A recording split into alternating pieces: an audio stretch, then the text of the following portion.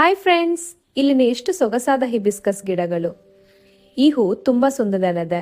Hibiscus ಹೂವು ತುಂಬಾ ಚೆಂದಾಗಿವೆ. ಇಷ್ಟೊಂದು ಹೂಗಳನ್ನು ಕೀಳುವಾಗಿದೆ. ಮತ್ತೊಟ್ಟೊಂದು ಹೂವನ್ನು ಕೀಳೋಣ.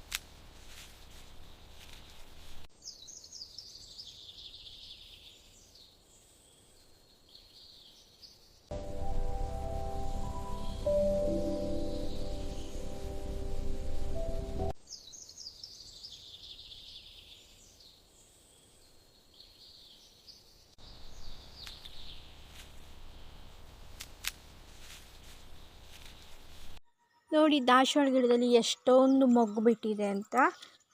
ನೋಡಿ, ಚಿಕ್ಕ ದಾಸವಾಳದಲ್ಲಿ ಎಷ್ಟೊಂದು ಮೊಗ್ಗಾಗ್ಬಿಟ್ಟಿದೆ. ಇದಕ್ಕೆ ನಾವು ಕೊಟ್ಟಿಗೆ ಗೊಬ್ಬರ ಹಾಕಬೇಕು. ಕೊಟ್ಟಿಗೆ ಗೊಬ್ಬರ ಹಾಕಿದ್ರೆ ಗಿಡಗಳು ಚೆನ್ನಾಗಿ ಬರುತ್ತೆ. ಮತ್ತು ಹುಳ ಎಲ್ಲ ಹೊಡಿತದಲ್ಲ, ಅದಕ್ಕೆ ಬೇವಿನ ಎಣ್ಣೆ ಇರುತ್ತಲ್ಲ, ಅದನ್ನು ಸ್ಪ್ರೇ ಮಾಡಬೇಕು. ವಾರಕ್ಕೊಂದ್ಸತಿ 15 ದಿವಸಕ್ಕೊಂದ್ಸತಿ ಸ್ಪ್ರೇ ಮಾಡಿದ್ರೆ ಬರುತ್ತೆ. ಮತ್ತು ಫರ್ಟಿಲೈಸರ್ ಅಂದರೆ ಬಾಳೆಹಣ್ಣಿನ ಸಿಪ್ಪೆನ 3 ದಿನ ನೆನೆಸಿಟ್ಟು ಕೊಡೋದ್ರಿಂದ ಗಿಡಗಳು ಚೆನ್ನಾಗಿ ಹೆಲ್ದಿಯಾಗಿ ಬರುತ್ತೆ. ನೋಡಿ ಎಷ್ಟೊಂದು ಹೂ ಬಿಟ್ಟಿದೆ ಮೊಗ್ಗುಗಳು ಅಂತ. ಇದು ಹೈಬ್ರಿಡು ದಾಸವಾಳ. ನೋಡಿ ಎಷ್ಟೊಂದಾಗಿದೆ ಅಂತ. ನೋಡಿ, ಈ ಚಿಕ್ಕ ಗಿಡದಲ್ಲೂ ಎಷ್ಟೊಂದು ಮೊಗ್ಗು ಬಿಟ್ಟಿದೆ ಅಂತ. ಇದಕ್ಕೆ ನಾವು ಅವಾಗವಾಗ ಏನಾದ್ರು ಫರ್ಟಿಲೈಸರ್ ಕೊಡೋದ್ರಿಂದ ಗಿಡಗಳು ತುಂಬಾ. ಮತ್ತು ಈ ದಾಸವಾಳ ಗಿಡಕ್ಕೆ ನೀರು ಜಾಸ್ತಿ ಆಗಬಾರ್ದು. ಬುಡಕ್ಕೆ ಮಾತ್ರ ನೀರು ಹಾಕಬೇಕು. ಎಲೆಗಳಿಗೆಲ್ಲ ನೀರು ಹಾಕಿದ್ರೆ ಎಲೆಗಳೆಲ್ಲ ಅರ್ಶಿನಾಗಿ ಬೇಗ ಫಂಗಸ್ ಬರುತ್ತೆ. ನಾವು ನೀರು ಹಾಕೋದಾದರೆ ನೋಡಿಕೊಂಡು ಹಾಕಬೇಕು. ನೋಡಿ, ಇದು ಪಾಟಲ್ಲಿ ಹಾಕ್ಕೊಂಡಿರುವಂಥ ದಾಸವಾಳ. ಇದು ಹೈಬ್ರಿಡು. ನೋಡಿ ಎಷ್ಟೊಂದು ಮೊಗ್ಗು ಬಿಟ್ಟಿದೆ. ಚಿಕ್ಕ ಗಿಡದಲ್ಲೆಲ್ಲ ತುಂಬ ಮೊಗ್ಗು ಬಂದಿದೆ. ನೋಡಿ, ಇದು ಹಾಕಿ 2 ತಿಂಗಳು ಆಯಿತು ಅಷ್ಟೇ. ಅಷ್ಟರಲ್ಲೇ ಎಷ್ಟು ಮೊಗ್ಗು ಬಿಟ್ಕೊಂಡಿದೆ ನೋಡಿ.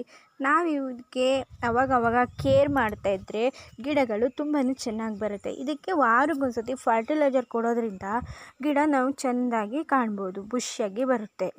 ಈ ವಿಡಿಯೋ ಏನಾದರೂ ನಿಮ್ಗೆ ಇಷ್ಟ ಆದರೆ ಲೈಕ್ ಮಾಡಿ, ಸಬ್ಸ್ಕ್ರೈಬ್ ಆಗಿ, ಈ ವಿಡಿಯೋನು ಪೂರ್ತಿಯಾಗಿ ನೋಡಿ. ಬಾಯ್ ಬಾಯ್.